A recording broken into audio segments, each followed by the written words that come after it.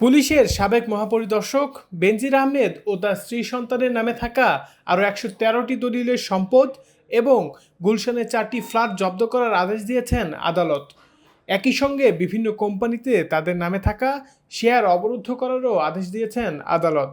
ঢাকা মহানগর আদালতের senior special জজ মোহাম্মদ আসামস জগুল হোসেন আজ রোববার এই আদেশ দেন। ওয়ালটন ফ্রিজ কিনে অনেকের মতো আপনিও হয়ে যেতে পারেন মিলেনিয়াল, সেরা পণ্যের সেরা অফার।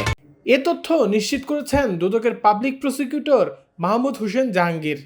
তিনি বলেন, গত বৃহস্পতিবার সাবেক আইজিপি বেনজির আহমেদের ৮৩টি দলিলের সম্পদ ক্রোকের আদেশ দিয়েছিলেন আদালত। পরে তার আরও সম্পদের খোঁজ পাওয়া যায়। সেসব সম্পদ ক্রোকের আদেশ চেয়ে দুদক আজ আদালতে আবেদন করে। শুনানি নিয়ে আদালত বেনজির আহমেদের সম্পদ ক্রোকের আদেশ দিয়েছেন।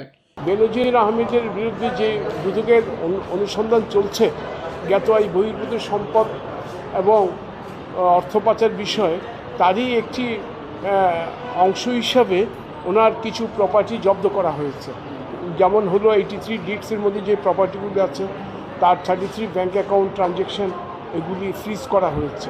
এর আগে বৃহস্পতিবার বেনজির আহমেদ তার স্ত্রী ও সন্তানদের নামে থাকা ৩৪৫ বিঘা জমি জব্দ এবং বিভিন্ন সরকারি ও বেসরকারি ব্যাংকের তাদের নামে থাকা ৩৩টি ব্যাংক হিসাব ফ্রিজ বা অবরুদ্ধ করার আদেশ দিয়েছিলেন। এই অনুসন্ধানের একটা পর্যায়ে এই জব্দ এবং ক্রোক করা হয়েছে আদালতের আদেশ নিয়ে, দুর্নীতি দমন কমিশন বিধিমালা এবং মানি লন্ডারিং আইন অনুযায়ী।